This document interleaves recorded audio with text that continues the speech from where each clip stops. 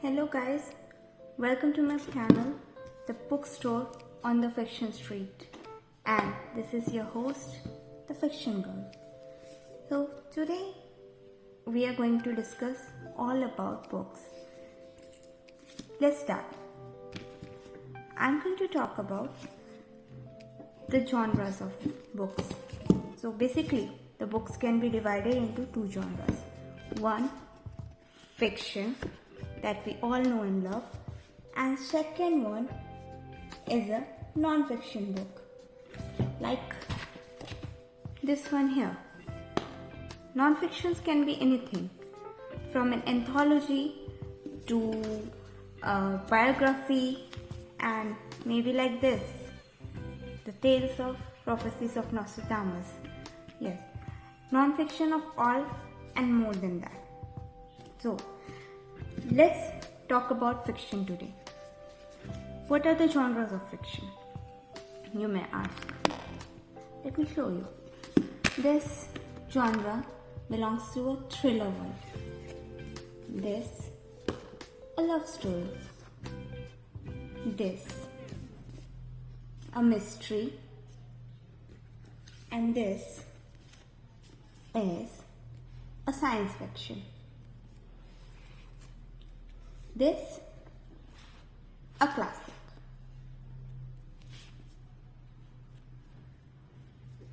This, a romance. And this,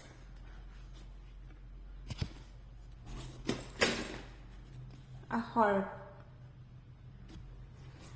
So, these are all the basic genres of fiction books. Let's continue. First, we'll talk about classics. This one, A Tale of Two Cities by Charles Dickens. So, just because a book is written in old age doesn't make it a classic. A classic can be anything that is remembered by people, like an iconic story that puts some impact on the world of books. Like this one, let me read you an excerpt from this book. Okay, A Tale of Two Cities by Charles Dickens.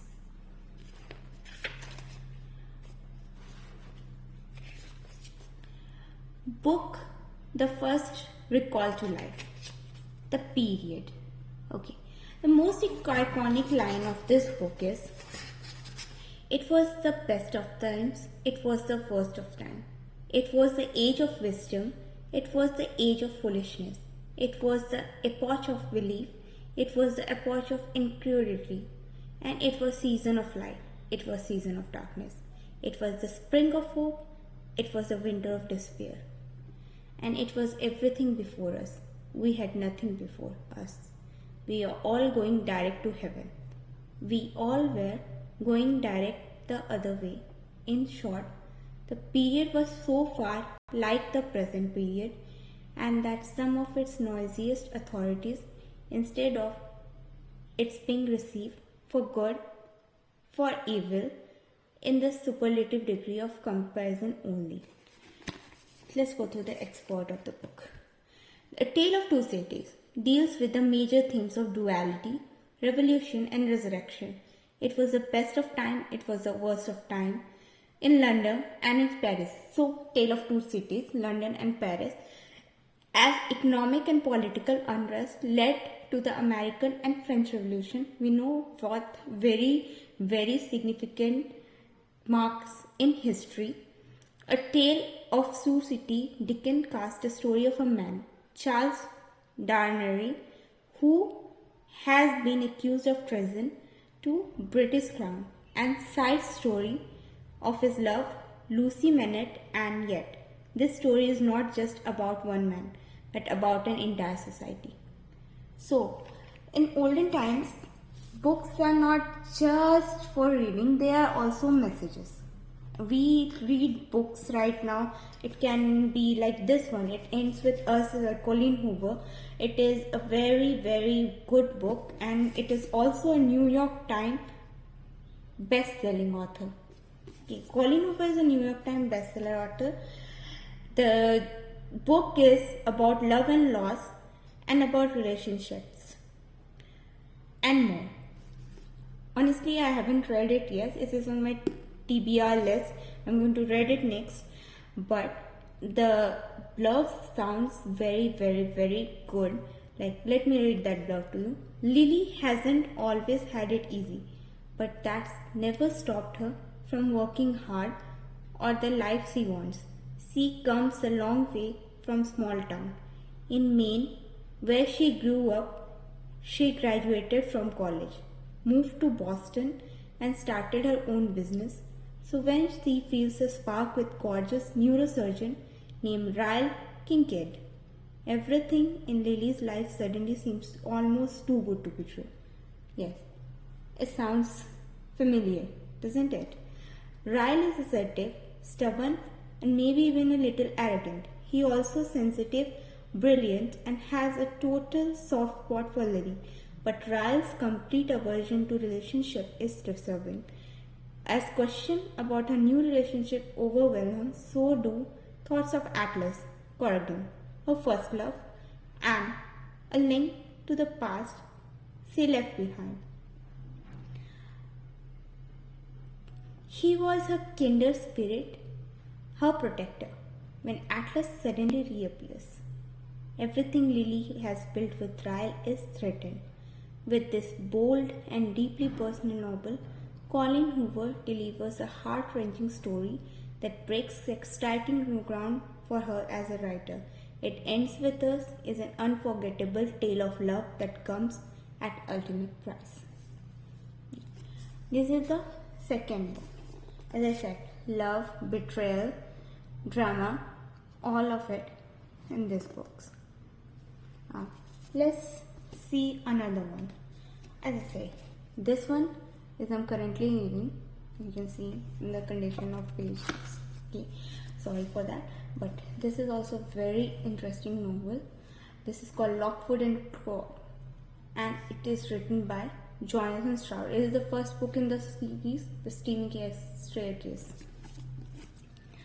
Now, what is it about? It is the A.J. Lockwood and Co. investigators. After dark, ring the bell, wait beyond the iron line. The dead are back to haunt the living. Evil spirits crowd the street after dark. Are you in danger of being ghost touched? With ghostly criminal cases on rise, psychic investigators, agents in demand as never before. The smallest, most ramshackle, but arguably the best of these agencies is Lockwood and Co. Meet the dashing scatty Anthony Lockwood, his loyal book-loving deputy George Chibness, and the newest agent brave Lucy Carlyle, though they must use their talents to keep you and themselves alive. This is horror mystery genre. This is a very beautiful book.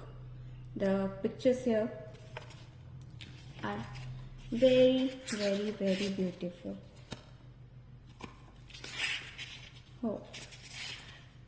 This is partly mystery, partly haunted, not like Stephen King's It and All, but more of, if you can say, science fiction and mystery and ghost stories and detective one combined. It makes it this book. Now, let's move on to our next genre of fiction, the thriller. This is a very, very to be read book on the list of anyone who loves a good mystery, The Silent Patient, and it is still on the best-selling list. Okay, so this is about psychological thriller. Thriller have many different genres, sub-genres in them. So this is a psychological thriller. It plays with your mind, literally plays with your mind, and you won't believe what is coming at an end. So Let me read you an expert. Alicia Branson lived a seemingly perfect life until one day, 6 years ago, when she shot her husband in head 5 times. Since then, she hasn't spoken a single word. It's time to find out why. The Silent Page. Go give it a read. I'll leave the link of the books in the description box below, so do take it out. Okay, let me give you a little bit expert from Alicia Branson's diary. I don't know why I'm writing this. It's not true. Maybe I know, I just don't want to admit to myself. I don't even know what to call it. This thing I'm writing, it feels a little pretentious to call it a diary. It's not like I have anything to say. Anne Frank kept a diary, and Samuel Pye's not someone like me. Calling it journal sounds too academic somehow. As if I should write it every day, and I don't want to. If it become a chore, I'll never keep it up. Maybe I'll call it nothing, an unnamed something that I occasionally write in. I like that better. Once you name something, it stops you seeing all of it or why it matters. You focus on the word, which is just the tiniest part, really the tip of an iceberg. I never been that comfortable with words. I always think in picture, express myself with images, so I never have started writing this. If it weren't for Gabriel, I'm feeling depressed lately. But about a few things. I thought I'm doing good job of hiding it, but he noticed. Of course he did. He notices everything and asks how the painting was going. I said it wasn't. He got me a glass of wine. I sat at the kitchen table while he cooked. I like watching Gabriel move around the kitchen. He is a graceful cook. Elegant, balletic, organized. Unlike me. I just make mess. Talk to me, he said. There's nothing to say. I just get so stuck in my head sometimes. I feel like I'm wading through mud. Why don't you try writing things down, keeping some kinds of record? That might help. Yeah, I suppose so. I'll try it. Don't just say it, darling. Do it. I will. He kept nagging me, but I did nothing about it. And then a few days later, he presented me with this little book to write in. It has black leather cover and a thick white blank pages. I ran my hand across the first page, feeling the smoothness, and then sharpened my pencil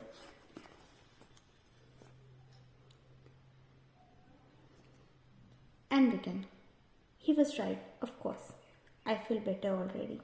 Writing this down is providing a kind of release, an outlet, a space to express myself, a bit like therapy, I suppose. Gabriel didn't say it, but I could tell he'd concerned about me. And if I'm going to be honest, I may as well be. The real reason I agreed to keep this diary was to reassure him, prove that I'm okay. I can't bear the thought of him worrying about me. I don't ever want to cause him any distress, or make him unhappy, or cause him pain. I love Gabriel so much. He is without doubt the love of my life. I love him so totally, completely, and sometimes it threatened to overwhelm me. Sometimes I think, no, I won't write about that.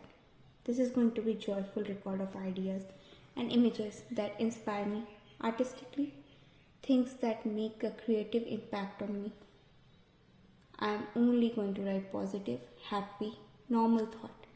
No crazy thoughts allowed. Sounded interesting? It is. Now, let me take you on another genre. This is Time Riders by Alex Scarrow. It is a perfect definition of time traveling fiction story, if you love it. It is fantasy, subgenre, time travel. So, This is the second book in the series. It is called The Day of the Predator. So, this is the first chapter. Let me read you the back. It's a beautiful cover, isn't it?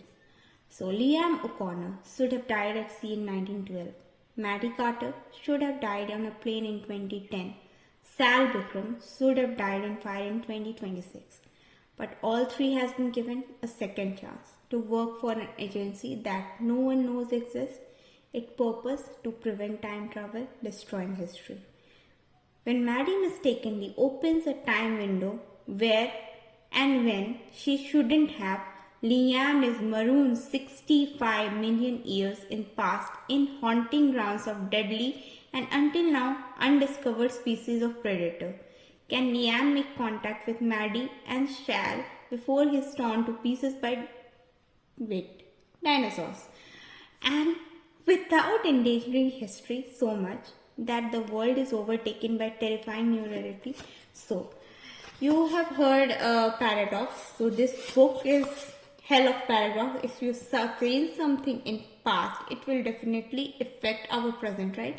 So, these book series are hell based on those kind of paradoxes, one after another, based on some real life events that change history, and some are old, some are about why time traveling is very, very dangerous and why it should be protected like they are doing. So, this is something from science fiction genre. If you love it, you should try this book and the series of it. I'll also leave the link of the first book and this one in description below. Now, let us come to fantasy genre. Truest sense of fantasy is one of these things I found. I fell in love with the cover and the character. Yeah, just started reading it. It is a very famous series and now it's also a Netflix series. The second season just came out few days ago and I'm yet to watch it. I'm yet to read this book as well. But yeah, let's see. It is based on a Russian fairy tale or Russian legend and it's an entire verse called Garisha verse. And you will going to meet very, very exciting characters and would also get very beautiful surprises like these one. This contain bonus materials and also, as you can see, very beautiful artwork inside with I think there's a map. Let me see. Yeah, there's a map. All of these books contain map.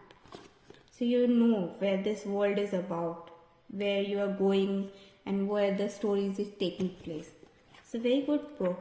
You should definitely give it a read before you watch the series. So I'll just get on and read you a little expert. So, the servants call them Melancholy, little ghost, because they were the smallest and youngest, and because they hunted Duke's house like giggling phantoms, darting in and out of rooms, hiding in cupboards to eavesdrop, sneaking into kitchen to steal the last of the summer peaches. The boy and a girl arrived within weeks of each other, two more orphans of the border wars. Dirty-faced refugees plucked from rubble of distant town and brought to Duke Street to learn to read and write, and to learn a trade. The boy was short and stocky, shy but always smiling. The girl was different and she knew it. This is a very good start to the book. So I will give it a read and I'll soon make a review of this book on my channel, hopefully. Now let's come to one of my favorite genres. Yes, love stories, romance novels. But it's not just any romance novel. It is by far Indian romance novel and one of my very favorite author, Durjoy. The world's best boyfriend. Let's read the expert from the behind the back cover of the book. Hate is 4-letter word. So is love. And sometimes people can't tell the difference. Dhruv and Aranya spend a good part of their lives trying to figure out why they want to destroy each other, why they hurt each other so deeply, and why they can't stay away from each other. The answer is just as difficult as each time because all they wanted is to do the worst, most miserable things to each other, and there is something that tells them this is not it. If you want to know the answer to it, read the book. A good advice. Just read the book and you will find out. I've already read this book and I don't actually remember how it goes. Oh, I'll go through it again sometimes. I love to read Durjoy Datta. And one time is never enough. With that note, let me say a goodbye to you with this little heart inside. And I will see you in the next video. If you like my videos, please subscribe, comment and drop a like. Also, you can press the bell icon so you can notified for the next videos of mine. This is a series, so watch out for the next one. I'll see you in the next video. Bye.